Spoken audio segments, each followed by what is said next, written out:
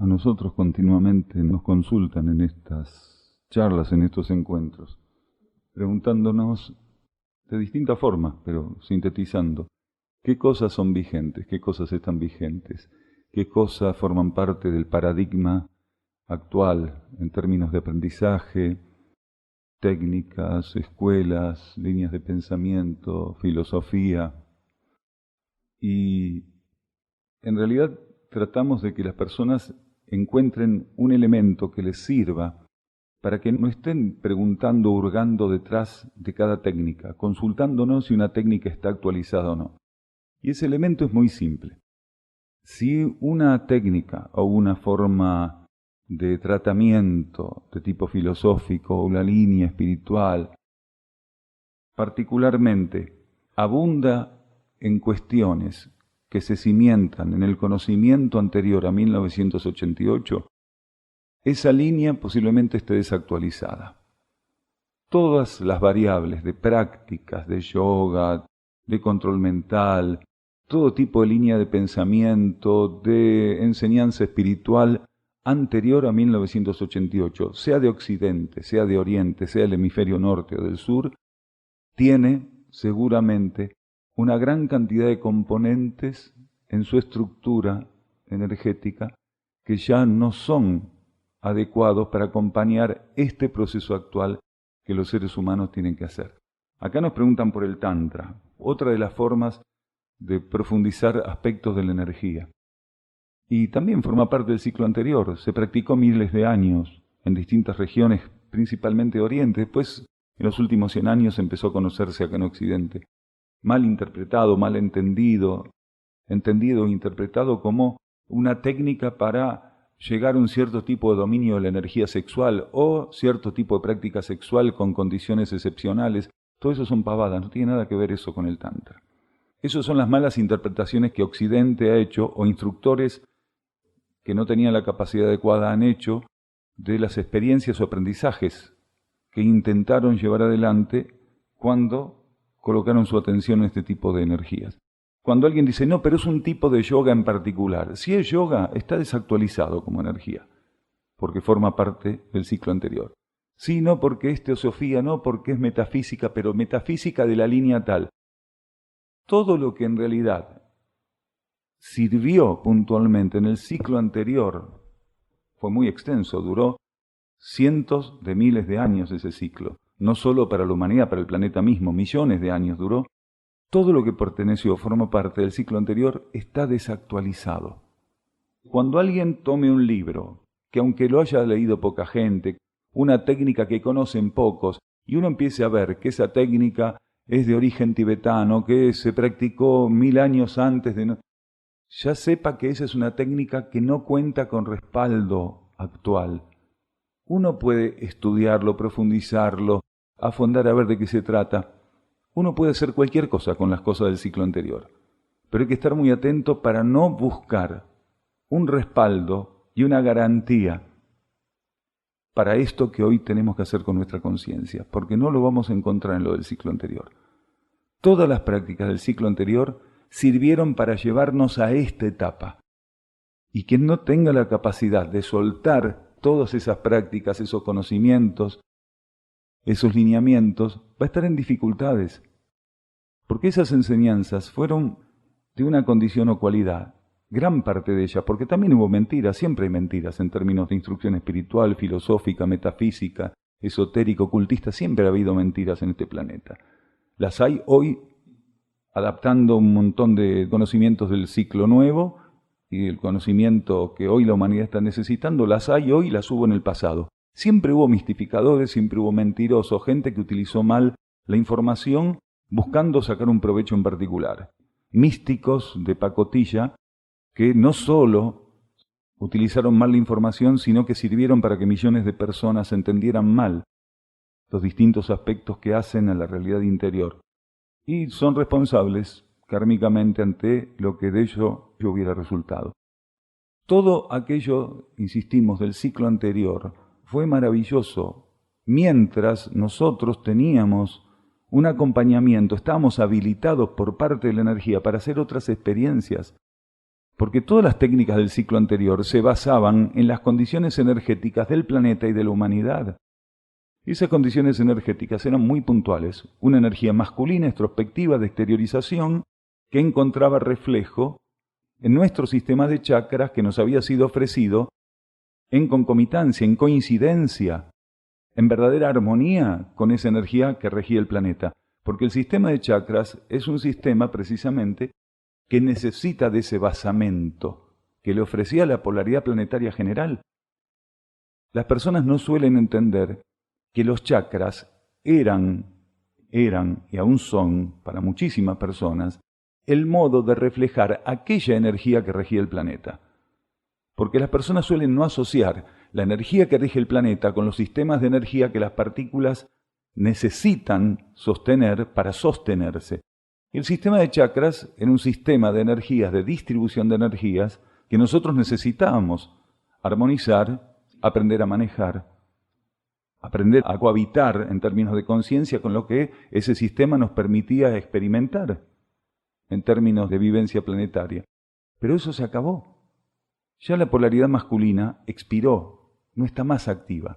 ¿Qué está ocurriendo? Los seres que están más receptivos de esta nueva polaridad femenina que despertó en 1988 están viviendo la hipofunción de sus chakras. Los chakras en esos seres empiezan a entrar en hipofunción, en una función disminuida, cada vez más sutil. Y comienza a despertar el consciente derecho en esos seres, que es un nuevo sistema de energía, no un nuevo sistema de chakras, un nuevo circuito de energía, porque no son chakras. Los chakras eran eso, funcionaban como chakras, tenían las condiciones de chakras, y básicamente para que un elemento de esa naturaleza pueda ser definido como un chakra, tiene que tener el sostén y tiene que tener una coincidencia energética con el patrón vibratorio que rige en un planeta en determinado momento o etapa. Por eso eran chakras, porque eran capaces de reflejar en una escala microcósmica la actividad macrocósmica, también chácrica, que el planeta de algún modo ponía en funcionamiento. Pero todo eso mudó, todo eso acabó, todo eso transmutó. Realmente la actividad de los chakras está extinguida a nivel planetario. No está extinguida en las partículas más rígidas, en las partículas que tienen más problemas para hacer las transferencias, las transiciones. Los seres que hoy tienen el sistema de chakras activo, totalmente activo, como si no hubieran pasado la barrera de 1988, son los seres que todavía no pueden hacer experiencias con la nueva energía y siguen siendo alimentados en alguna medida por este universo planetario y sus mecanismos ocultos para que avancen a lo largo del término de esta transición planetaria, para que avancen todo lo que esté a su alcance avanzar. ¿Por qué todavía hay personas que tienen los chakras muy activos y otras que los tienen muy poco activos y tienen muy desarrollado el consciente derecho? Y entre uno y otro extremo hay un montón, una infinita gama de regularidades. ¿Por qué? Porque estamos en transición, entonces las leyes permiten eso. Si este planeta estuviera ya en una etapa de lleno, finalizada la transición, una etapa de lleno bajo la polaridad femenina, no habría ningún ser con los chakras activos. Sería cosa del pasado, todos los seres tendrían en alguna medida desenvuelto el consciente derecho. Y ningún ser estaría preguntando si tal técnica o no es válida todavía. La capacidad de poder profundizar, o la necesidad de profundizar, o la posibilidad de profundizar en cosas del ciclo anterior, también es una prueba. Hay muchas personas que están hurgando cosas siempre del ciclo anterior y están puestas a prueba en eso, a ver si realmente se dan cuenta que en vez de mirar para atrás y de seguir cultivando cosas viejas, se abren a lo nuevo y tienen la capacidad de renunciar, de desapegarse de lo viejo. Aquel que está continuamente hurgando en las cosas viejas, en lo que sirvió, que fue muy precioso, pero que ya no nos lleva a donde nos tiene que llevar porque nos dejó ahí. El sistema de chakras, la polaridad anterior, nos dejó en la terminal evolutiva que nos tenía que dejar.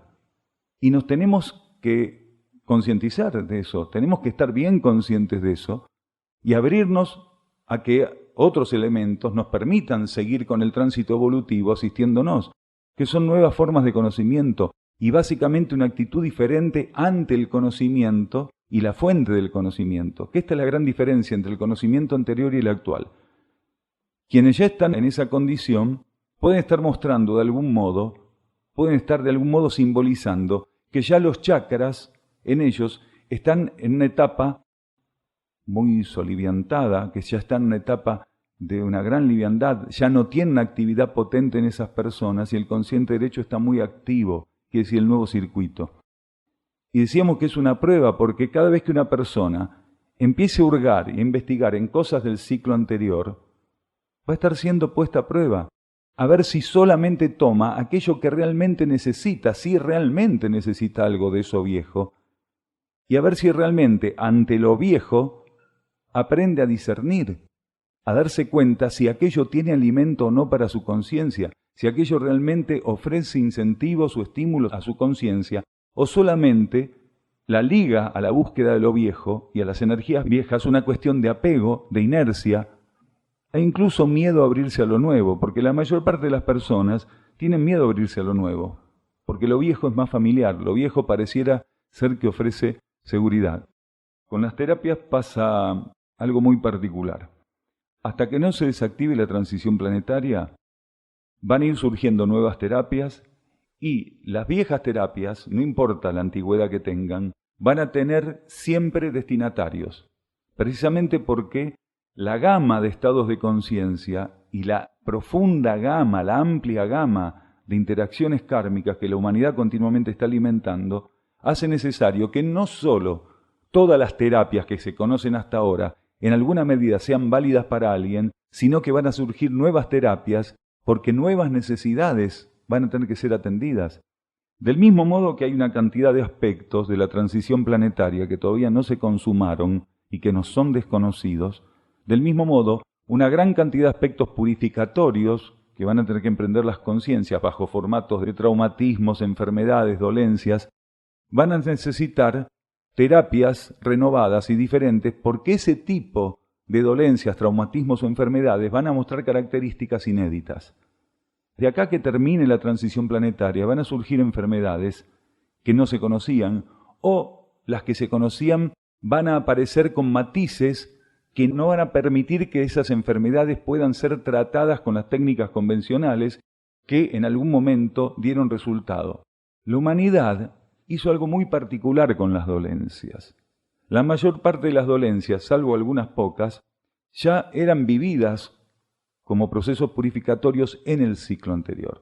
La humanidad hizo algo muy particular, que es habilitar casi todas, si no todas las dolencias del ciclo anterior, para que hoy sigan siendo herramientas purificatorias, pero que también van a mostrar características que de un modo u otro nos van a señalar que los tratamientos convencionales no van a servir para las mismas dolencias. ¿Por qué? Porque todo está en transición. Y una técnica terapéutica para funcionar necesita el respaldo vibratorio del patrón general energético del planeta. Cuando muda el patrón energético general del planeta, la energía que respalda la aplicación de una técnica terapéutica va a variar.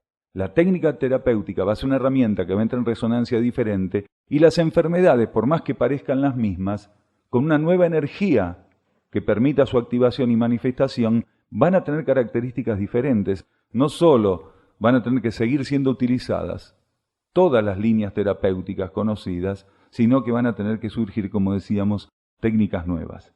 Esas técnicas nuevas pueden ser desde parecidas a las ya conocidas hasta opciones que pueden parecer incluso descabelladas, porque la misma homeopatía, que es lo que vos preguntabas, cuando surgió era de algún modo motivo de burla, porque cuando los científicos analizaban en laboratorio, con microscopios, con análisis, lo que había en una fórmula homeopática, decían esto es agua, esto no puede curar a nadie.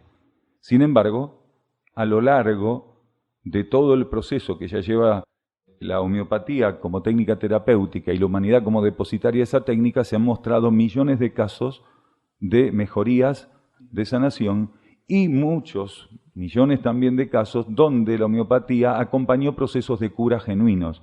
¿Qué quiere decir genuinos? Procesos donde la cura era integral. La homeopatía o la técnica que fuera no servía como un paliativo para quitar dolor o simplemente para que la situación fuera un poco más suave. Hubo millones de casos hasta este momento, y seguramente va a seguir existiendo esa posibilidad en la medida que la energía lo requiera, donde la homeopatía fue un complemento muy efectivo de la armonización de los campos de energía para facilitar la cura interna, para que la cura interna pudiera desenvolverse con mayor economía. Todas las técnicas hoy van a seguir, todas las técnicas terapéuticas van a seguir teniendo sus clientes, entre comillas, diciéndolo con humor, sus destinatarios. El límite estaría en que las personas, cuando están trabajando con un elemento, realmente estén buscando la esencia en el elemento. Porque cuando alguien necesita algo que está presente en un elemento en particular, lo que está necesitando es la esencia que está ahí ofrecida. Porque nadie necesita ninguna otra cosa que la esencia, en lo que fuera que esté buscando. Cuando una persona tiene alguna característica que hace que la esencia con la que tiene que entrar en contacto, o la energía con la que tiene que entrar en contacto, esté presente particularmente para su condición, en un elemento en particular, es válido que busquen ese elemento. El problema es, una vez que tomamos lo que necesitamos, tener la capacidad de soltar. Decíamos que se iba a tornar una prueba, hurgar, estudiar, profundizar cuestiones del ciclo anterior, porque las personas van a tener que comprobar, van a tener que aprender a estar con esos elementos si realmente les corresponde. Si aquello que tienen que completar como aprendizaje, como experiencia, todavía aquel elemento está en condiciones de ofrecerlo. Todos van a estar a prueba. Cada vez que un ser busque en lo viejo va a tener que estar a prueba. Y entonces ahí empieza esta otra cuestión de la inercia. Muchas veces dijimos en estas charlas que es inmensa la cantidad de encarnaciones que todos nosotros, más o menos, hemos pasado expresando nuestra conciencia, ampliando nuestra conciencia, entrenando nuestra conciencia con todas estas cosas del ciclo anterior. Con el yoga, con el tai chi, con la metafísica, con el qigong, con artes de todo tipo, de oriente o de occidente. Nosotros todos hicimos una gran cantidad de encarnaciones practicando todas esas cosas. Entonces, ¿qué es lo que queda como remanente, entre otras tantas cuestiones? Queda una familiaridad instalada. Es una prueba para las personas cuando están manipulando cosas del ciclo anterior, porque se sienten muy a gusto, es muy familiar para ellas. Lo nuevo no es familiar, aunque lo nuevo se puede recepcionar con una percepción de plenitud muy grande. El ser tiene que aprender a percibir si aquel contacto que está haciendo con una técnica, con una energía en particular, le ofrece plenitud y armonía, o simplemente lo que hace es despertarle familiaridad y una tendencia al apego y a la inercia. Es muy importante tener esa capacidad. Hay personas que practican yoga porque les sale muy bien. Eso no quiere decir que tengan que seguir practicando yoga. No tiene nada que ver. A ver, creo que fue el sábado pasado, el miércoles pasado, cuando uno juega de chico al valero, al ping-pong y a otras cosas, le sale muy bien, pero uno no sigue toda la vida jugando al valero y jugando al tinenti y a todas esas cosas. Por más que le salga muy bien, por más que en el colegio fuera el mejor, llega un momento que deja todo eso, deja el yo-yo, deja el valero. Ahora, si una persona, porque le sale muy bien jugar al yo-yo, no puede parar nunca de jugar al yo-yo en toda su vida, hay algo que está mal en esa persona. Y la persona puede decir, no, pero a mí me hace bien, yo lo hago muy bien, hago el perrito, el columpio, todas esas cosas que se hacen con el yo-yo, ¿quién no lo hizo en el colegio? Pero eso no quiere decir que uno tiene que seguir con el yo-yo. Muchas personas que hoy en día tienen realmente un potencial para instalar en su conciencia e instalar su conciencia en una relación diferente con la energía, siguen apegadas a ciertas prácticas simplemente porque son familiares y cómodas, las manejan bien. Y no se dan cuenta que están en un proceso de inercia y de estancamiento, que no hay crecimiento genuino. Va a llegar un momento en que por más que sigan practicándolas muy bien, les siga saliendo cada vez mejor, tenga cada vez más alumnos en caso de que se dedique a enseñarlas, va a llegar un momento que se va a sentir vacía la persona, se va a sentir hastiada, va a sentir que ahí no hay realmente alimento para su conciencia y por ende no puede ofrecerlo como alimento a otros, ese tipo de práctica. Va a tener un límite. Ahora, ¿por qué deberíamos esperar a estar hastiados? Si la experiencia del hastío, de falta de plenitud, de falta de armonía, podría ser evitada por nosotros si aprendemos a estar abiertos y receptivos, realmente con una actitud de predisposición para que la vida nos señale con la mayor economía posible y la mayor efectividad, por ende, qué cosas nos corresponden o no ya hacer. Y en este momento, bajo la nueva polaridad del planeta, Todos nosotros estamos muy asistidos, muy estimulados para ver qué nos corresponde hacer. Si tenemos que seguir con aquellas cosas viejas, si hay algo nuevo a lo cual abrirnos y con lo cual expresarnos nuestra conciencia y servir en esta situación planetaria, es muy importante que ante todo lo que conocemos mostremos desapego, capacidad de renunciar y desapego genuino. Aquel que ante lo que maneja muy bien, le sale muy bien, tiene manejo de estas situaciones en términos de desapego y renuncia, puede ser que en un momento dado se dé cuenta que ya no tiene nada que hacer con todas esas cuestiones. Nosotros en cierto momento de nuestra vida practicamos decenas de años de artes orientales, decenas de años. Incluso enseñábamos eso. En un momento dado, nuestra conciencia fue tocada con claridad por un estímulo y vimos que no teníamos nada más que ver con eso. Y en ese mismo momento dejamos de hacerlo, de enseñarlo y de practicarlo.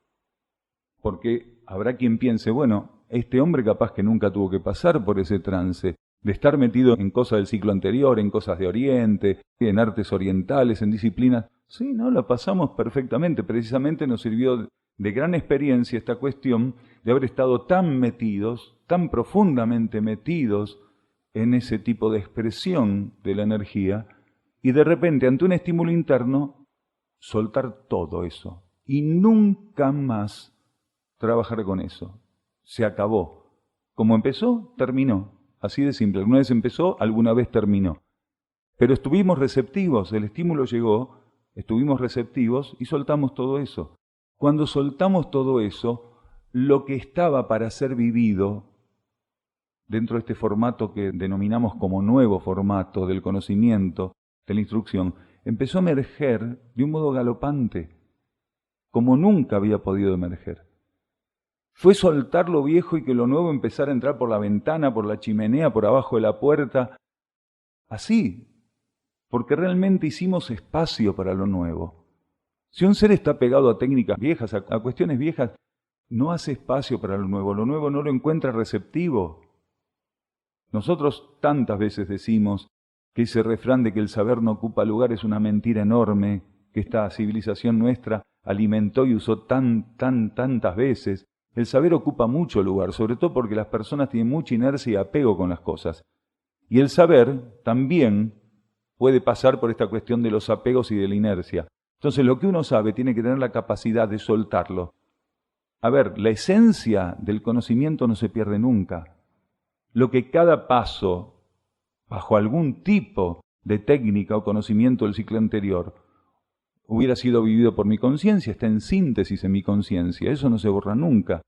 Soy la resultante de eso, cada uno es la resultante de eso, cada uno es la resultante de toda su trayectoria evolutiva. Es lo que es porque cada una de las vivencias y de las prácticas que transitó hicieron que él fuera eso que es. Pero para llegar a ser otra cosa, el ser tiene que abrirse a otra cosa. Muchas veces dijimos, para ir hacia un lugar nuevo hay que tomar caminos nuevos, los caminos viejos llevan a lo viejo. Si nosotros cuando recibimos ese estímulo no nos hubiéramos abierto a lo nuevo, y hubiéramos sido un caminante más de lo viejo, otra vez el burro, la noria. Y hay gente que nunca aprende, y el burro sigue en la noria. Está bien, habrá quien quiera seguir alrededor de la noria, pero hay un momento donde el burro tiene que ser soltado de la noria. Tenemos que salir de esa posición, y esto es muy importante que se entienda. No se trata de ir preguntando qué cosa es o no válida todavía. Se trata de que el ser tenga la capacidad de mirar aquel elemento y ver cuál es su origen, cuándo se conformó, en qué modo, en qué lugar, en qué tiempo estaba activo, de qué modo y en qué momento brindaba un servicio a la humanidad si es que lo brindaba. Y a partir de ahí el ser tiene un referente. Es una técnica que tiene 1000 años, ya huele a podrido. No importa si lo reflotó un maestro que se tomó la molestia, hizo la inversión de ir al Tíbet y encontró una línea de práctica del control de no sé qué para mover no sé qué cosa y modificar no sé qué chakra, y lo trajo y no lo conoce nadie, entonces eso debe ser bárbaro. Eso huele a podrido, igual es viejo, ¿se entiende? Porque ya está, ya fue. Ya no hay más clientes que realmente estén receptivos para esas técnicas. Los clientes o los receptores para esas técnicas son las personas que no terminaron de hacer lo que tenían que hacer con esas técnicas en otras encarnaciones, incluso en esta misma encarnación, que están demorados, que vienen atrasados, que por más que la polaridad planetaria cambió y el estímulo que recibimos para abrirnos a lo nuevo es muy potente, esas personas siguen teniendo materias pendientes con los viejos entrenamientos y el viejo conocimiento. Entonces está bueno que repasen, pero en cuanto el repaso está hecho hay que soltar, porque si no se empieza en inercia. Cuando el ser hace un repaso y le va bien en el repaso, empieza el apego y la inercia, la posesividad. Me sale bien, ahora lo entendí, me sale mejor, bueno, me caso con eso. Uno no tiene que estar casado con nada. Nosotros en estas charlas muchas veces decimos, todo y cada uno de los elementos que aquí presentamos a quienes nos visitan o a los residentes como conceptos, como observaciones, como reflexiones, como energía de instrucción, tómenlo y tírenlo a la basura y quédense solamente con lo que sirva a su conciencia. Tiren todo lo que decimos acá. Lo que está en los libros, lo que está en los cassettes, tiren todo. Tengan la capacidad de encontrar solo aquello que sirve a su conciencia en cada momento. No se apeguen ni a esto, ni a lo viejo, ni a lo nuevo, ni a nada. No tengan apego por nada. Aquel que no tiene apego por un conocimiento en particular, que no tiene apego por una instrucción en particular, ese es libre y continuamente está en expansión, se está ampliando, está transmutándose, está creciendo. Donde hay apego hay estancamiento. Donde hay preferencia hay una cosa así obtusa instalada en la conciencia. Donde hay preconcepto, prejuicio, también. Y no se entienda como un preconcepto o prejuicio lo que decimos respecto a lo del ciclo anterior. Solo les estamos diciendo que aquel elemento que lo llevó hasta una estación terminal, aquel transporte que los pudo llevar hasta una estación terminal y solo iba hasta esa estación terminal, no se queden sentados arriba esperando que lo lleven más hacia otro lado. Ahí terminó. Tomen la valija, sáquenla del valijero y fíjense cómo sigue el viaje. La expresión planetaria empezó como positiva y ahora se revierte para negativa. Todo el proceso de exteriorización y interacción espíritu-materia, todo ese proceso se fue dando bajo la polaridad positiva. Y ahora que termina la interacción, o sea, este proceso de interacción espíritu-materia y viene el de elevación y síntesis, en la mitad aproximadamente se tiene que dar la reversión. Lo que queda de interacción de espíritu-materia y elevación y síntesis tiene que ser bajo la polaridad femenina. O sea, el inicio de exteriorización y de interacción espíritu-materia, todo eso se dio bajo el aspecto positivo. Y lo que resta de interacción espíritu-materia y elevación y síntesis se tiene que dar bajo el aspecto negativo. Porque si no, no se puede. Cuando la conciencia se va a exteriorizar, que está en un estado de inocencia, necesita que la energía del campo vibratorio donde se esté instalando sea extrospectiva. ¿Para qué? Para que le permita exteriorizarse en la experiencia. Si el planeta no hubiera tenido una polaridad extrospectiva de exteriorización, no hubiera estado dada esa exteriorización precisamente de la conciencia en la materia. La conciencia se tiene que exteriorizar en la materia para hacer toda la experiencia material y después elevarse y buscar la síntesis. La primera fase del proceso es todo bajo polaridad masculina, extrospectiva. Ese estado de ingenuidad que el ser tiene, de inocencia que el ser tiene, y que pasa luego a vivirse como instrucción, como cognición, lo hace todo, casi todo, bajo polaridad masculina. Y después va pasando el estado de cognición profundo al de sabiduría, que coincide precisamente con la elevación y la síntesis. Todo eso se hace bajo polo femenino. Entonces, en este tipo de planetas con las condiciones que tiene la Tierra, se hace primero bajo polaridad masculina y luego se cierra el ciclo de experiencia bajo polaridad femenina. El planeta pasa a otra fase, una tercera fase. Todo el sistema solar pasa a una tercera fase. Esta es la segunda fase de todo el sistema solar. El sistema solar va a pasar a otra tercera fase, que es la fase de cierre. Ahí es la fase de cierre. En nuestro sistema solar se concluye esa fase de cierre, termina un gran ciclo, es reabsorbido en las energías logoicas para ser repartido nuevamente, donde se terminan las experiencias de aspecto, de los rayos de aspecto en un sistema solar como el nuestro. Por eso, el primer rayo de aspecto con que se trabajó fue el tercero, que fue el que rigió este planeta. Ahora es el segundo y el último va a ser el primero. Todo el sistema solar está pasando por una segunda fase. regida por segundo rayo. Cuando se agote toda esta fase, se haya generado una síntesis bajo segundo rayo, se empieza la fase final, donde el planeta, todo el sistema solar y los planetas que lo componen, van a pasar a una síntesis profunda y van a ser redistribuidas esas energías, reexperimentadas y redistribuidas a nivel logoico de otra manera. Entonces son 3 fases en este sistema solar. Ya empezó el cambio en 1988, sí. Lo que no estaba previsto era el anticipo de la transmutación logoica que se tuvo que dar. Pero las fases de tercer rayo, segundo y primero en ese orden estaba previsto. Es el arquetipo para este sistema solar. Eso fue el anticipo. Ahí se tuvo que anticipar la transición planetaria. En realidad la transición planetaria tendría que haberse dado más o menos entre el 2012 y el 2014. Por eso los mayas no estaban equivocados cuando hablan de un gran cambio para el 2012. Lo que pasa es que el planeta no se pudo sostener. Estaba tan en un estado caótico, sigue estando en estado caótico la vida planetaria, estaba pero tan ajustado el proceso que muchas veces nosotros compartimos acá con la gente que la conciencia logoica que regía la Tierra no podía asumirlo en ese estado ya, no podía sobrellevarlo. El caos era tan grande, el desequilibrio era tan grande que no podía sobrellevarlo. De algún modo, simbólicamente hablando, se emitió a la vida galáctica, a la vida cósmica, se emitió un llamado de auxilio. La respuesta fue el anticipo de la transmutación logoica. Quiere decir, en vez de darse entre el 2012 y el 2014, se dio en 1988, porque no hubiera podido llegar hasta el momento más o menos arquetípico en términos cósmicos. Se quitó muchísima presión a la situación planetaria, aunque la humanidad no lo percibió, porque se quitó presión en un campo, en una fase de los campos de energía que no son de nuestra percepción, no son los campos precisamente tridimensionales. Se descargó muchísimo la tensión tremenda que venía generando, que venía viviendo el logos planetario, que tenía todo este proceso desde su inicio, y se aligeró mucho esa carga. Todavía están los 2 logos haciendo el proceso en conjunto. Todavía no terminó. Esta transición entre un polo y otro, para que un polo agote su expresión y el otro se torne realmente activo de una manera estable y continua, es precisamente el logos anterior está soltando cada vez más, y este logos con mayor experiencia evolutiva, que es el que está rigiendo la polaridad femenina, va tomando de un modo cada vez más acelerado las riendas de la vida planetaria.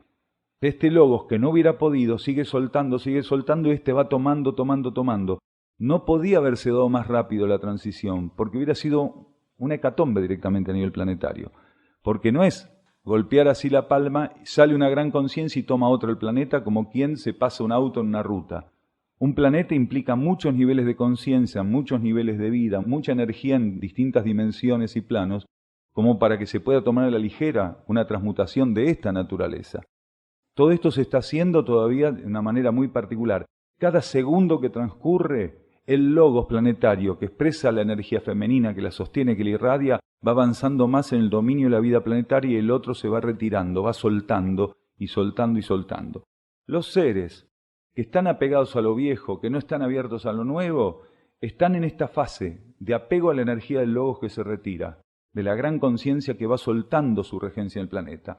Los que están abiertos a lo nuevo, por el contrario, refuerzan cada vez más su sintonía con esta gran conciencia que va tomando la vida planetaria en sus manos. Percibe esa energía, se identifican con ella, la corresponden en actitudes, en pensamientos, en formas de actuar. Esa transferencia se va dando de a poco, gradualmente. Porque la sutilización es una cosa y la desintegración es otra. El logos tendría que haber llevado el planeta a la sutilización. La situación planetaria lo excedió en términos evolutivos. Sus conocimientos cósmicos, en ese sentido, estaban excedidos. El hombre de la Tierra generó tal desequilibrio en el campo tridimensional que este logos no pudo comenzar el proceso de reversión de la materialización planetaria, la sutilización, no lo pudo comenzar. Afortunadamente, este tipo de entidades cósmicas de alta magnitud no tienen el ego humano. Un ser humano hubiera intentado igual, hubiera hecho un desastre, hubiera hundido el barco un ser humano. En cambio, una conciencia de esta magnitud inmediatamente se dio cuenta que sus condiciones estaban sobrepasadas para asumir el proceso de sutilización, emitió, simbólicamente hablando, un llamado de auxilio al cosmos y correspondió la vida cósmica enviando a su auxilio un logos que tomara la sutilización planetaria en sus manos, porque si no, este logos que ahora está soltando, en vez de sutilizar, hubiera disuelto, hubiera desintegrado, porque no tenía la capacidad de hacerlo con las condiciones que estaban dadas. Si hubiera emprendido la sutilización, al querer sutilizar un campo de energía que lo había excedido en términos caóticos y de desequilibrio, lo hubiera tenido que desintegrar, no hubiera sabido cómo sutilizarlo. Ahí es donde el proceso y cómo el proceso se encamina de otra manera. Todos los logos tienen. Lo que ocurre es que algunos logos sintetizan esquemas radiales múltiples. Y no solo logos, también seres que pueden estar en etapas muy por debajo de la vida logoica. Hay etapas donde el ser tiene un rayo en particular que lo rige y otras etapas en su evolución donde puede estar viviendo síntesis de rayo, quiere decir que varios rayos en armonía estén operando, si en conjunción, en combinación estén operando, y él los perciba como una misma energía y que realmente sean una misma energía en comunión. A veces hay logos que expresan una energía de rayo en particular, a veces hay logos que expresan más de una energía. Según en qué nivel encontremos la partícula logoica, que es decir, la conciencia logoica, puede estar expresando una sola energía de rayo o combinaciones múltiples de rayo, porque hay esquemas de la vida logoica, de la vida cósmica, donde los rayos ya no operan individualmente, ya no rigen individualmente. Por ejemplo, en el mental cósmico. Los rayos en el mental cósmico operan en tríadas. Son 3 conjuntos de 3 rayos los que operan en el mental cósmico. En el astral cósmico todavía operan individualmente, son 5 rayos los que operan. En el físico cósmico operan 7, pero en el mental cósmico ya están sintetizados en 3 conjuntos de 3. La vida logoica en el mental cósmico suele tener esas condiciones radiales, esas características radiales donde los rayos operan en síntesis y en conjunción. En realidad no es un logo de primer rayo, es un logo de segundo. Lo que tiene es una capacidad de segundo rayo, quiere decir, una inmensa sabiduría de condición superior. Porque todavía la experiencia que nos resta es de ese segundo rayo. No es un logo de primer rayo. Es un logos que expresa y canaliza energía crística de segundo rayo, como el logo que se está retirando, que expresa esa energía de segundo rayo. Este es un universo de segundo rayo en este momento. El sistema solar es de segundo rayo y nuestro universo planetario es de segundo rayo. Este logos es un logos de segundo rayo con una mayor experiencia evolutiva y también un volumen, un voltaje de segundo rayo mayor.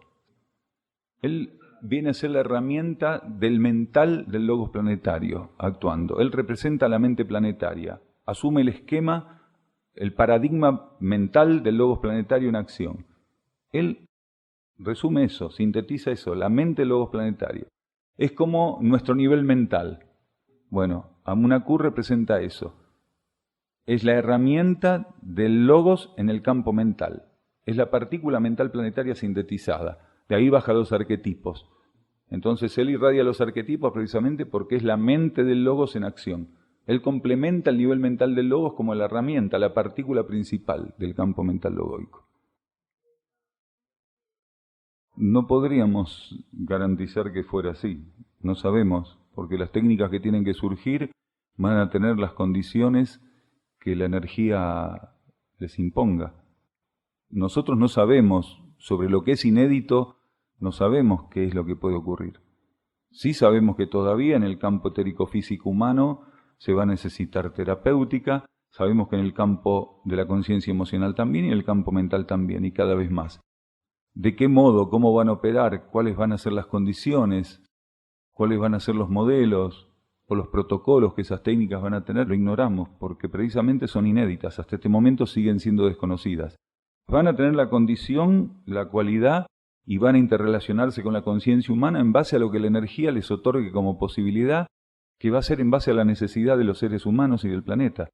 Porque una línea terapéutica en lo inmediato opera sobre la conciencia humana.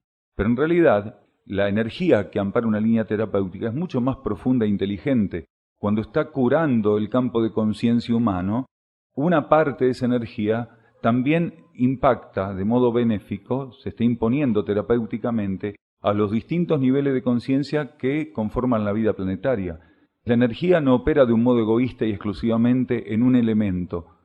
Se puede centrar principalmente en ese elemento, pero los alcances son universales. Y es una verdadera línea terapéutica o un movimiento terapéutico o una aplicación terapéutica que tenga amparo interno, es de carácter universal.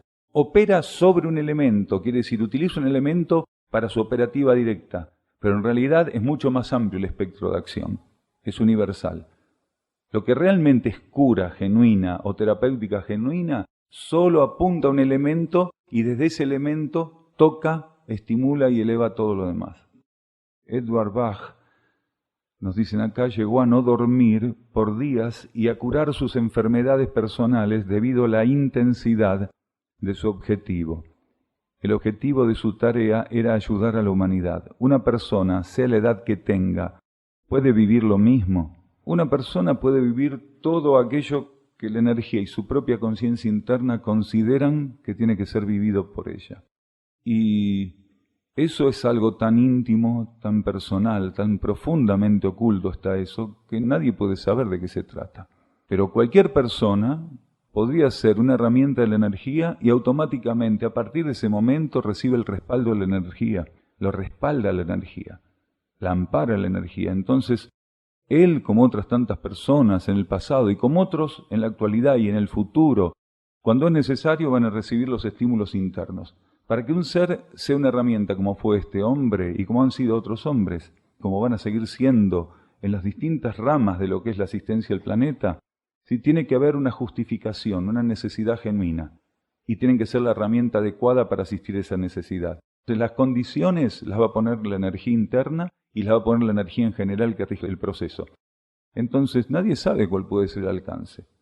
Nosotros a veces miramos ciertos seres porque son un paradigma realmente loable, alguno diría imitable, pero Jesús dijo también, más que yo haréis.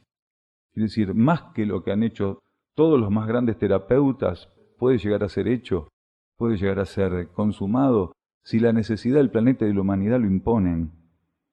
Cada vez que la energía planetaria considere que un elemento tiene que emerger en asistencia de la humanidad y del planeta, la herramienta siempre va a estar, porque cada vez que hay una necesidad, la energía ya previó que la herramienta que esté a la altura del tratamiento de la necesidad esté presente. Y si no está presente en ese momento, es que aquello no es necesidad realmente. Puede ser observado por especulación, por análisis, tratar de ser entendido como una necesidad, pero en realidad no lo es. Cada vez que en el planeta existe una verdadera necesidad, la conciencia planetaria va a contar con la energía o el elemento o la herramienta para darle tratamiento. Eso es la ley garantiza siempre eso. Cuando un terapeuta o una terapia emergen, solo están abriendo un camino. Ahí no está el fin mismo de la cosa. Solo abren camino. Una terapia solo es un eslabón que ocupa un lugar después de las anteriores y antes de las que siguen. Una terapia genuina es una expresión de un movimiento que en términos de energía es eterno, es continuo, es inacabable.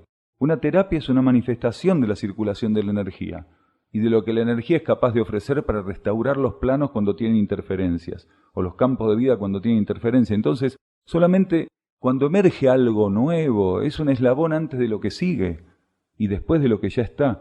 Todo está concatenado. Por eso, alguno de esos eslabones va a servir seguramente a la conciencia de alguien que particularmente todavía tiene una vinculación energética con la condición o cualidad que el eslabón ofrece o con la que el eslabón está relacionado. Él lo que hizo fue abrir un camino para que esa energía siguiera. La terapia por sí misma no hace nada si el ser cree que la terapia es lo que va a hacer la diferencia. La terapia lo que va a hacer es acompañar el proceso de transformación que el ser esté dispuesto a emprender. Si un ser no está dispuesto a transformarse, una terapia no puede hacer nada por él. Y para que un ser se transforme, entre otras tantas cosas, que él va a tener que tener en cuenta, es continuamente renovar su ofrecimiento de vivir cada vez más profundamente ligado a las leyes internas. La renovación de los votos es eso, es que cada vez que paso por un ciclo, por un proceso, que agoto una etapa, me dé cuenta que necesito más profundamente, con esa nueva conciencia que ahora está presente en mí, que ahora me involucra, con esa nueva conciencia, ofrecer más profundamente lo que soy para vivir más profundamente las leyes internas.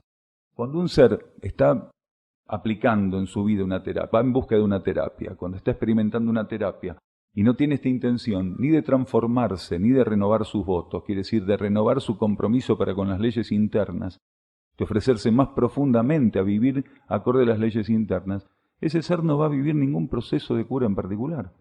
Él puede tener los mecanismos ilusorios, todas las fantasías que quiera en relación a las terapias, a las sanaciones, curaciones, pero no va a pasar de ser una ilusión, una fantasía. Porque un ser deja de padecer lo que padece cuando se transforma. Y un ser para transformarse tiene que estar abierto profundamente a lo nuevo. Curarse es retomar el contacto actualizado con la energía. Quiere decir renovarse energéticamente. La cura es un proceso de renovación, un proceso de apertura hacia lo nuevo. Y la capacidad de mantener la conciencia lúcida requiere por parte del ser un trabajo que involucra una gran cantidad de matices basados en la actitud que él sea capaz de sostener. Al ser lo lleva el desencarne, lo lleva a desencarnar, que la voluntad de la mónada considera que ya la materia no tiene nada para ofrecerle. Un ser puede llegar al desencarne después de haber vivido un proceso profundo de tipo terapéutico, haber vivido un proceso de cura muy profundo, o llega al desencarne porque se cerró a toda posibilidad de transformación, de curación. O sea, los motivos por los cuales un ser puede quedar o no desencarnado tiene que ver con la voluntad de la mónada. Y lo que él hubiera hecho en términos de conciencia respecto a una terapia y las actitudes complementarias para su aplicación tienen directamente injerencia, incidencia.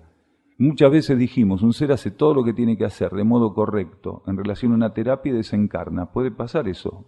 Muchas veces dijimos, puede hacer todo lo correcto en relación a una terapia, tener la actitud adecuada, aplicarla correctamente, transformarse, abrirse la transformación cuando está viviendo el proceso terapéutico y cuando hizo todo eso perfectamente bien desencarna. ¿Por qué? Porque era lo que necesitaba la mónada de ese ser para retirarlo limpio de la materia. Porque hay seres que antes de encaminarse a otros destinos internos necesitan limpiar y no pueden encaminarse hacia esos destinos en términos internos si no limpian. ¿Por qué? Porque si no limpian, la mónada se ve obligada a repetir algunas secuencias propias de la encarnación que está terminando. La mónada a veces necesita que una persona pase por muchos procesos purificatorios, por trabajos terapéuticos, trabajos de cura, todo eso de un modo muy intenso. ¿Para qué? Para que desencarne. Y alguien dice, entonces, ¿de qué sirvió si se murió igual? Sirvió porque ese es en el momento en que terminó de limpiar todo lo que tenía que limpiar, dejó las manos sueltas a su mónada para que le pueda ofrecer otro destino evolutivo. Limpió lo que estaba presente en los átomos permanentes, lo limpió, lo transmutó, eso quedó realmente purificado, el ser quedó libre. Si no vivía todos esos procesos antes de desencarnar, la mónada se veía obligada a reiterar una encarnación donde cierto tipo de situaciones estuviera ahí todavía pendiente para darles tratamiento.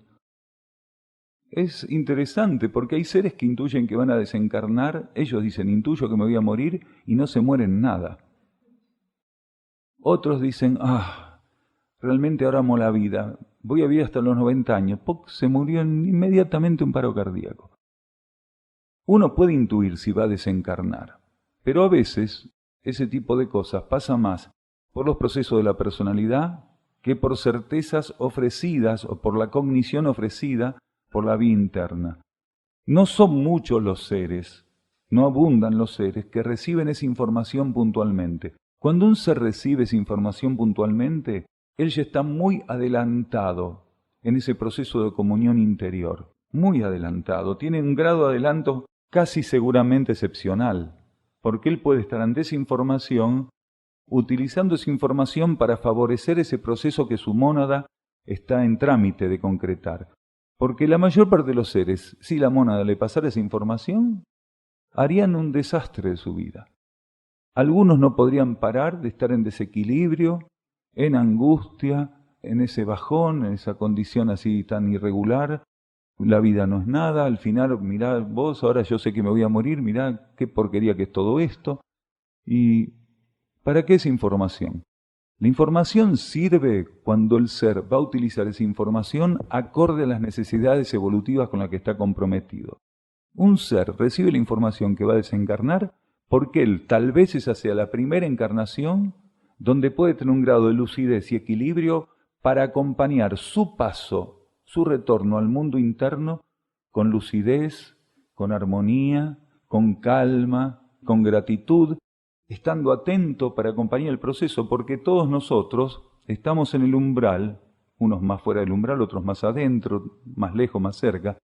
Estamos cerca de un umbral donde en alguna etapa vamos a tener que pasar por esto de desencarnar con lucidez, de que no aparezca más el cuco de la muerte, porque el ser no muere. Lo que muere son los cuerpos que pasan por la ley de muerte. Afortunadamente, así nos podemos liberar de ciertos campos de energía y dirigirnos a otros. Entonces el ser no muere, lo que muere son los cuerpos. La conciencia interna tiene que vivir esta experiencia de retirar la esencia que deposita en la materia, quiere decir en los cuerpos tridimensionales, retirarlos sin que todo eso sea un colapso, un caos, una cosa terriblemente caótica, una hecatombe. Muy pocos seres a lo largo de la historia de la humanidad tuvieron esta capacidad de estar ante el momento de la muerte con lucidez, amando el destino al que se encaminaban, yendo con su conciencia, con la mayor lucidez a encontrarse con la esencia interna, con la esencia del alma que los estaba esperando, transcurrido ese umbral, pasado ese umbral. Cuando un ser recibe esa información, ¿qué le está diciendo la vida? Usted tiene esta información porque en este momento tiene que aprender a retornar a los niveles internos lúcidamente.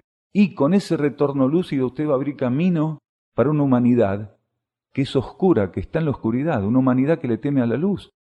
Porque la oscuridad está de este lado de la vida, no en los niveles internos. Los niveles internos son luz. La oscuridad, la irregularidad, el desequilibrio, la desarmonía, son condiciones propias de las leyes materiales en algunos universos como este que nosotros transitamos con las características que nosotros le impusimos.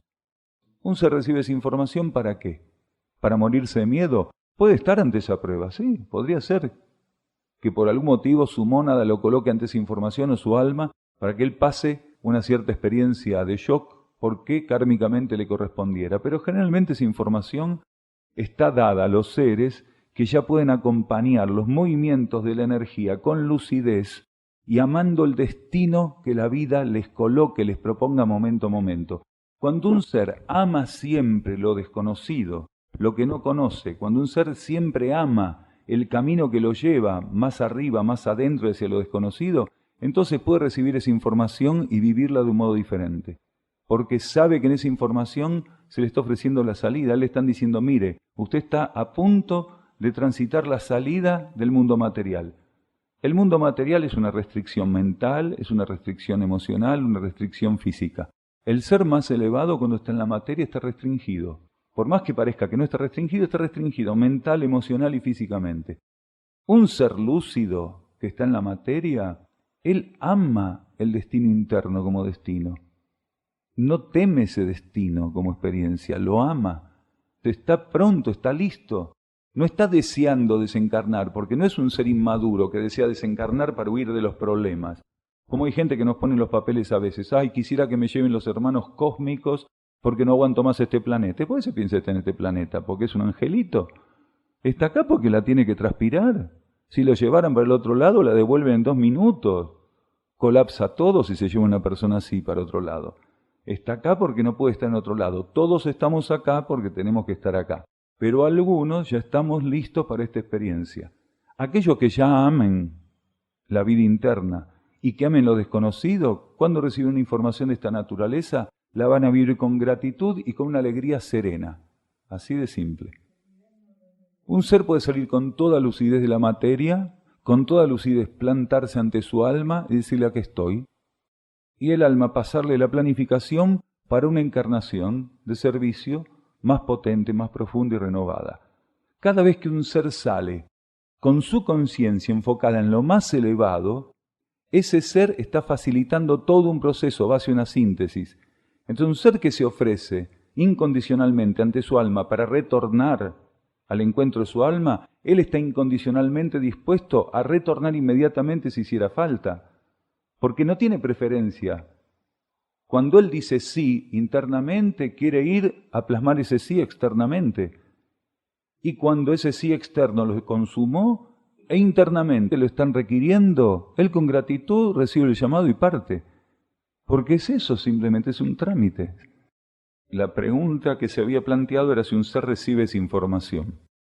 Pero muchos seres están listos para partir en armonía aunque no reciban esa información. Esa información pone al ser ante una coyuntura totalmente diferente.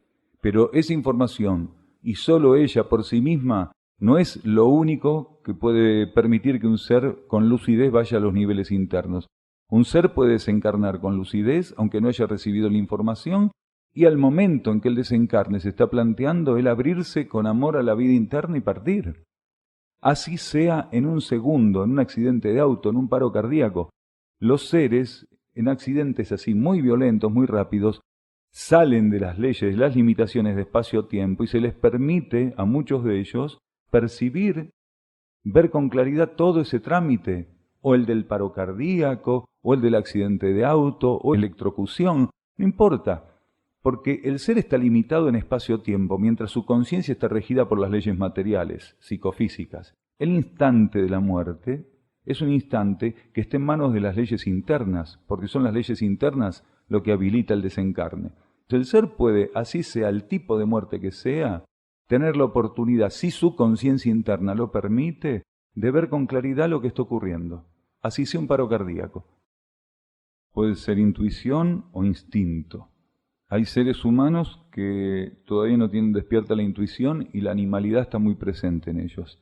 Y pueden tener un estímulo instintivo, quiere decir de origen animal, bien astral, que les permita percibir que están en ese trance, en ese trámite. Generalmente toman la muerte como los animales, la perciben con temor. El ser que recibe una información no instintivamente, no por las fuerzas instintivas, sino por la intuición, por el canal interno, es un ser que ya está abierto a otro tipo de vida, quiere decir un ser que posiblemente ya está cultivando otras actitudes. Cuando recibe esa información, no la recibe como el animal temeroso ante la muerte, sino como un ser, posiblemente, que está abierto a la vida interna y está recibiendo una información de la vida interna simplemente para colaborar con la vida interna en armonizar esas instancias finales para dejar las cosas en orden, para dejar todo en armonía. El animal generalmente, percibiendo el momento de la muerte, lo vive con mucha angustia. Solo pocos animales, son algunos animales, pocos, los que pueden vivir esa instancia sin esos temores, sin esa cosa tan atávica, tan instintiva, tan animal. Algunos pueden vivirlo con bastante armonía, mucho mejor que algunos seres humanos. Estamos hablando de un animal doméstico, pero también hay animales que en estado salvaje viven procesos de desencarne bastante armónico. Hay algunas especies, como los elefantes, que en ocasiones perciben el momento en que están por desencarnar y transitan kilómetros y kilómetros hasta un área de desencarne, donde la energía está preservada, está realmente regulada de un modo en particular que permite que ellos desencarnen ahí del mejor modo. Esos lugares son conocidos como cementerios de elefantes, lugares donde hay gran cantidad de osamentas de elefantes. También hay otros animales que pueden pasar por procesos similares. Se retiran a ciertos lugares a desencarnar, se acuestan y terminan quedándose dormidos. Se alejan del grupo o de los lugares donde el grupo transita. ¿Para qué? Porque de algún modo el cadáver va a contaminar las áreas de tránsito común. Suelen alejarse a ciertos lugares donde no interfieren con la rutina, con el protocolo diario que el grupo, la manada, la horda puede tener. Sol era un perro de Sierra del Cielo que tenía una condición evolutiva muy puntual y que fue muy acompañado por los residentes para ese proceso. Él vivió ese proceso con mucha armonía. La purificación es la energía que utiliza la enfermedad para retirar lo que no sirve. Nódulos vibratorios que de algún modo nos sirven están relacionados a todo nuestro pasado, en términos kármicos. Pero volvamos al primer punto que dijiste. La Iglesia Católica dice que la enfermedad es un castigo. En realidad, la enfermedad es un retorno kármico. El karma no castiga, ni premia, ni nada que se le parezca.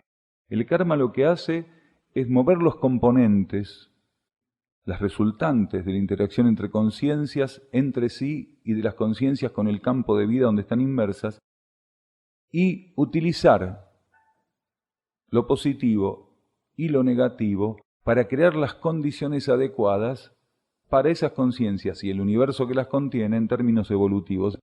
Para el karma no es castigo, pero sí el origen de la enfermedad es kármico, pero no es un castigo. De hecho, la ley de karma lo que está haciendo cuando le presenta la enfermedad a un ser es ofrecerle el camino de la liberación.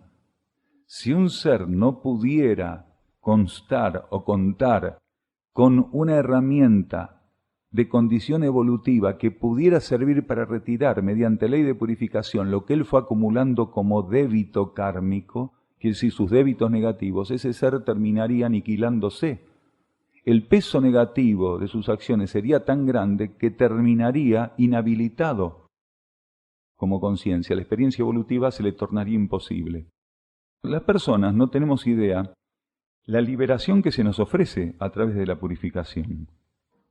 Nosotros pensamos en la purificación generalmente por los dolores, traumatismos, pruebas que nos presenta. Lo que no pensamos nunca es qué ocurriría si seguimos acumulando débitos que en nuestro campo de energía se tornan nódulos negativos, a veces muy espesamente negativos, muy rígidamente negativos. ¿Qué pasaría con nuestra conciencia si terminara inmersa en un campo de energía de tal negatividad?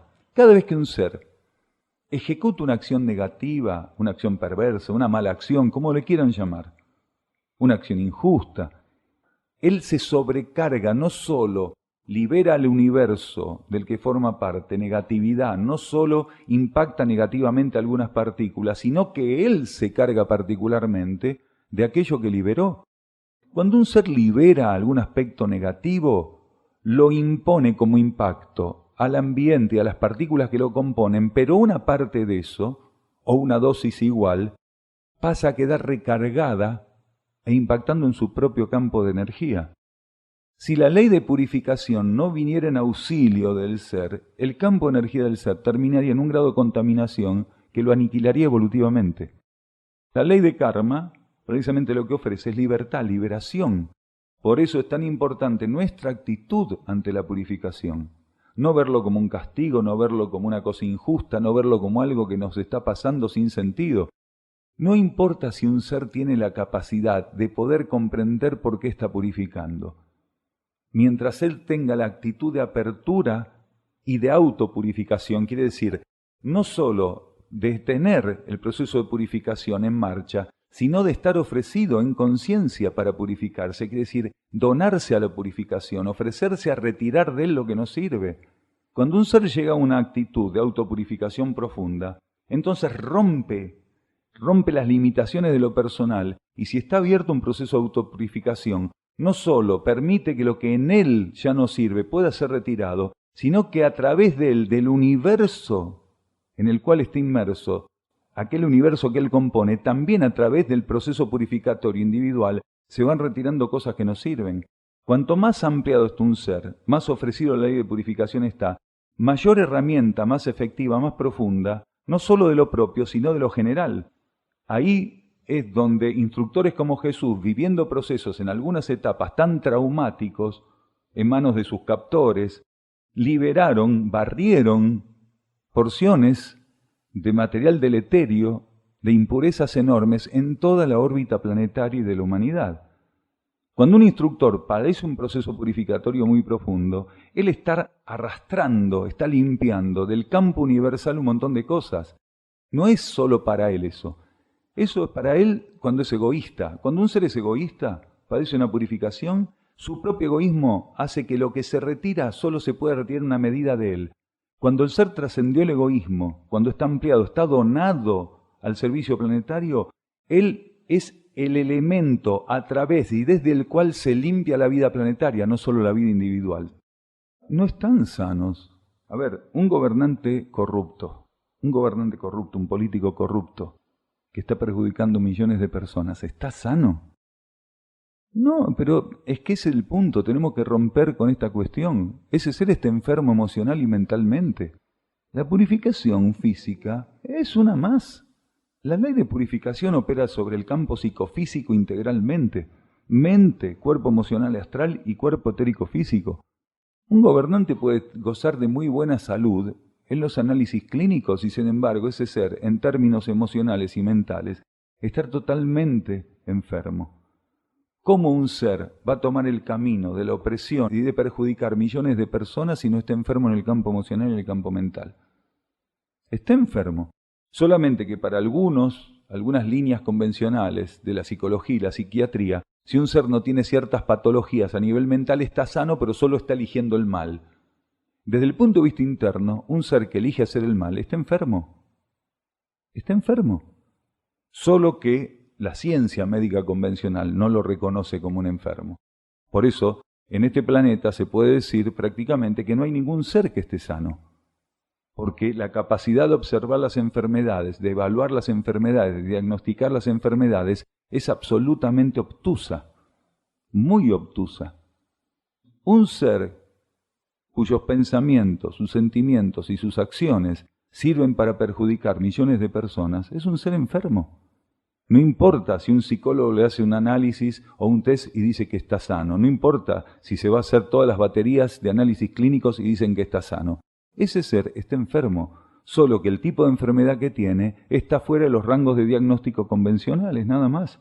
Desde el punto de vista interno está enfermo. Cuando en un universo se estimulan las partículas, con todo lo que hoy son estimuladas las partículas, nunca hubo tanto estímulo de luz, de energía, de equilibrio, de armonía como hoy en este planeta. Nunca, en ninguna época, ni siquiera hace 2000 años, cuando el instructor Jesús estuvo presente en la superficie planetaria, hubo tanta asistencia interna por parte de la energía y la jerarquía. Nunca. Sin embargo, nunca como hoy hay millones de personas que en cada día y en cada acción que emprenden y que sostienen están perjudicando al planeta. Esas personas están enfermas. Está el que puede tener un cáncer 30 años hasta que desencarne y no puede hacer otra cosa que tenerlo. Está muy bien la pregunta que haces. Hay personas que no pueden hacer otra cosa, no pueden elegir otra cosa. Eso no significa que el estado de conciencia que tengan no sea el producto, no sea el deterioro consecuente de su identificación durante decenas de encarnaciones con las fuerzas disuasivas. Los seres, durante el ciclo anterior, continuamente elegimos a las fuerzas disuasivas. La mayor parte de los seres elegimos a las fuerzas disuasivas para identificarnos con ellas y poner nuestra conciencia en empatía con su funcionamiento. Solo el 10% de la humanidad aproximadamente se puede considerar rescatable en ese sentido, solo el 10%, por ahora, solo el 10%. Entonces el 90% de la humanidad se vino identificando desde hace encarnaciones y encarnaciones con las propuestas de las fuerzas disuasivas, de las fuerzas involutivas. Los seres terminaron enfermándose por identificación. Terminaron con un tipo de enfermedad que precisamente no es diagnosticada porque la padece el 90%, no está diagnosticada. Eso es ser normal, eso es ser normal. El dolor físico del instructor Jesús, cómo lo vivió, es un producto de la imaginación y del cuerpo emocional de la humanidad. Vamos a dar un ejemplo que va a permitir que se esclarezca esto. Un lama no le llega ni a los talones a Jesús. Un lama se puede cortar un dedo, una mano, una oreja, sin sangrar siquiera, si tiene el dominio adecuado. ¿Ustedes piensan que un instructor como Jesús iba a estar a los alaridos a cada rato? No, simplemente no. Los que no podían estar sin llorar y sentir el dolor eran los que presenciaban lo que estaba viviendo el instructor Jesús. Cuando le endilgan a Jesús la frase en la cruz, Padre, ¿por qué me has abandonado? Eso no salió de los labios de Jesús. Eso estaba en el inconsciente colectivo de todos los que se sentían abandonados en el momento en que él estaba viviendo eso. Un instructor como él no estaba elevando la conciencia a Dios diciéndole por qué lo había abandonado, por qué él estaba haciendo algo que necesitaba un grado iniciático solar que no tenía cualquiera. Un instructor con mucho menos capacidad evolutiva que él no hubiera emitido esa frase, mucho menos él. Un instructor con mucho menos dominio de las leyes materiales que las que él tenía, hubiera pasado las situaciones que él vivió prácticamente sin padecer dolor. Es más, solo por dar un dato más, aunque parezca muy materialista, muy burdo, hay personajes de la KGB y de la CIA que se entrenaban para no tener dolor en los interrogatorios y lo lograban. ¿Ustedes creen que el instructor Jesús estaba quejando como un nene que le habían sacado un caramelo? La actitud de un ser que dominaba las leyes materiales como él era muy elevada, era diferente. Jesús miraba todo lo que ocurría, los trajes que le servían como herramienta, desde un punto de vista que nosotros no vamos a entender nunca, hasta que lleguemos a estar cerca de esa condición. Solo seres de una condición muy elevada pueden entender la visión que tenía Jesús de los trajes y de los trajes general de la humanidad y las condiciones materiales del planeta. Cuando Jesús utilizaba los trajes que utilizaba y cuando miraba y participaba de la materialidad planetaria de la cual estaba participando, no veía lo que nosotros vemos en los trajes, ni veía, ni sentía, ni participaba de aquello que nosotros vemos, sentimos y participamos cuando decimos que entendemos lo que es estar encarnados en este planeta. Él veía lo que nadie veía, sentía lo que nadie sentía y lo experimentaba como nadie lo experimentaba. Si no, no hubiera podido hacer lo que hizo, ¿se entiende? No era uno más. La humanización de Jesús fue un proceso lógico de una humanidad inmadura, como la humanidad que cuando le preguntan cómo es Dios, cómo se imagina a Dios, lo imagina blanco, alto, con barba y una vara. Ese es el Dios que imagina la mayor parte de la humanidad. Un Dios humano, bien. Entonces había que humanizar a Jesús. Jesús vino para que los seres se eleven, no para que lo humanicen a Él. Claro que hubo un Jesús humano. Bueno, ese Jesús humano era un violín perfecto, era un Stradivarius en términos psicofísicos. No desafinaba nunca y estaba en las manos precisamente el mejor ejecutante, que era la entidad crística que operaba en sincronía con la mónada de Jesús. Muchas gracias.